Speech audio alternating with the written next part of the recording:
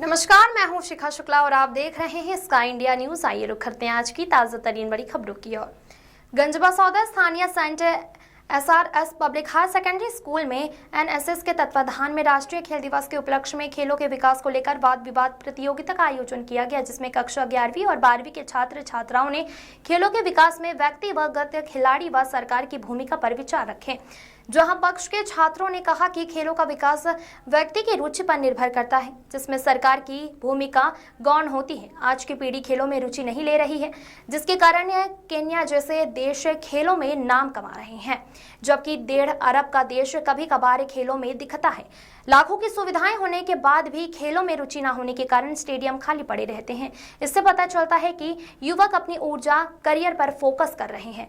Major Dhyanchand सुविधाओं से वंचित होने के बावजूद विश्व में श्रेष्ठ खिलाड़ी बन सके। वहीं कुछ छात्रों ने विपक्ष में बोलते हुए बताया कि बिना सरकारी सुविधाओं और प्रोत्साहन के सभी खेलों में अच्छे खिलाड़ी मिलना असंभव है।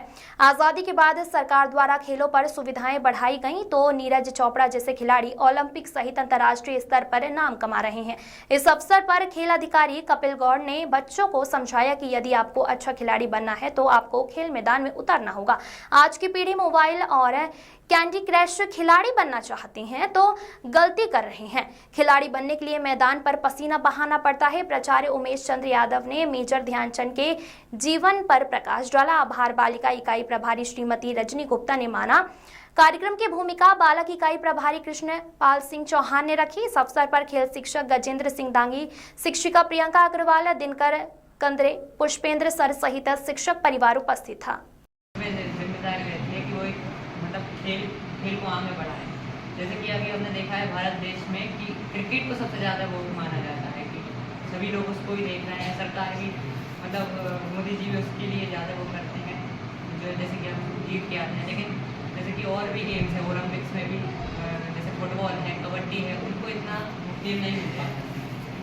इसमें सरकार को करना चाहिए कि चाहती है, परंतु खेल में भी कई लाइन है जहाँ पे हम जैसे कि खो खो, कबड्डी इत्यादि खेलों में आगे बढ़ सकते हैं, गोल्ड मेडल ला सकते हैं और आगे चलकर स्पोर्ट्स कोटा में भी अच्छे अंक ग्रहण कर सकते हैं। और इससे हमारा मानसिक एवं शारीरिक दोनों विकास होते हैं, जिससे कि जैसा कि मेरे विपक्ष में इन्होंने कहा कि खेल में मतलब एक व्यक्ति जैसा कि इन्होंने कहा कि खेल में एक व्यक्तिगत की भी रुचि रहनी चाहिए। लेकिन अगर सरकार एक ही खेल को आगे बढ़ाएगी, जैसे क्रिकेट, लेकिन दोस्त से जैसे कि समाज में भी एक ही खेल को अगर ज़्यादा वो दिया जाएगा या फिर पढ़ाई को ही ज़्यादा दिया जाएगा तो कोई क्यों जाएगा। राष्ट्रीय सरकार की ओर से केंद्र शासन ने 3 दिवस का जो शेड्यूल दिया है कि आज साइकिल रेस की सुविधा है। बच्चे गए भी होंगे, गए थे आज बच्चे साइकिल रेस हुई थी। आज शहर में साइकिल रेस के माध्यम से खेलों की जागरूकता के लिए रैली निकाली गई। हमारे स्कूल में भी खेल प्रतियोगिताएं चलती है, कई बच्चे आते हैं, कई नहीं आते हैं। प्राय देखा जा रहा है बच्चे मोबाइल में लगे रहते हैं, तो मोबाइल के गेम को छोड़ दीजिए आप। और आपको यदि खेलना, शारीरिक रूप से फिट रहना है तो आपको जमीन पर धरातल पर उतरना होगा, तब आप जाकर एक अच्छे खिलाड़ी बनेंगे। ठीक है, आप अपनी मेहनत करिए, आप अपना परिश्रम करिए, मोबाइल को से दूर रहिए। मोबाइल में सारे दिन पबजी चल रहा है, फ्री फायर चल रहा है। कुछ लड़कों को मैं देखता रहता हूँ, बाहर निकलता हूँ, अपने चबूतरे बैठे हैं, फ्री फायर चल रहा है उनका। एक बगल में बैठा, एक इस तरफ बैठा, हाँ चल रही है, हाँ आ गई। ऐसे पागल से दिखते हैं। आप मैदान पर आइए, शारीरिक परिश्रम होगा आपका, फिट रहेंगे, आपकी डाइट में इम्प्रूव होगा। ठीक है ना, जो शरीर दिख रहा है ना ऐसे, तो इनमें भी सुधार होगा, थोड़ा मांस आएगा शरीर में, नहीं आएगा।